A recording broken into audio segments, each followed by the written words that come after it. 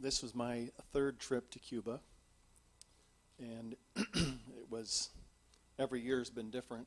This year we saw a lot of scarcity, even just driving around at first, trying to find bottled water, trying to find gas. So it was a different experience. But when we were in Cespedes, what I want to share today, as we were teaching kids, we were with them Wednesday, Thursday, Friday, and Saturday. So Wednesday morning it was myself, Terry, Pam, and Carlos, who came from another church, who's the fluent Spanish speaker of the group. We had like 9 kids in the morning.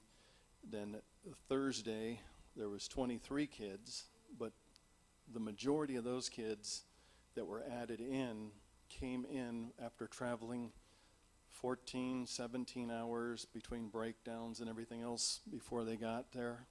So the little ones were just laid out flat in front, sleeping. The others were participating. Everybody had already confessed that they were Christians. Friday, they were all there again. And then Friday night, I don't think anybody mentioned yet, but when we were in the church service, there was an altar call at the end, and out of the total group of kids being taught, there was like 47 that went up to receive the Lord. And then Saturday morning in our class, it was back down to 9 kids because the ones that had traveled had to go back home. And there was a couple that had already received the baptism of the Holy Spirit. And as we taught first about Paul's transformation, which Pastor Ben calls it Saul's transformation. I don't know why, but he's more spiritual.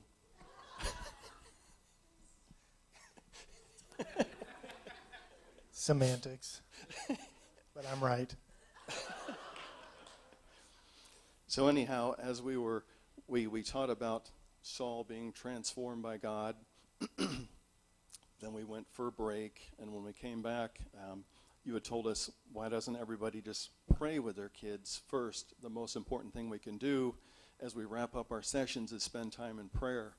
So we prayed for them, and pretty soon they were praying in the Spirit, dancing. There was one girl that was just curled up in a ball on the floor, completely broken by the love of God. And then as all this was going on, a lot of, what would you call it? I guess Holy Spirit organized confusion. All of a sudden, 7 boys that were probably 14, 15 years old came walking in the door, and they just kind of stood there, kind of dazed by what was going on. And as we had prayed for some of the other kids there, went up, and in my vast knowledge of Spanish, I told them this.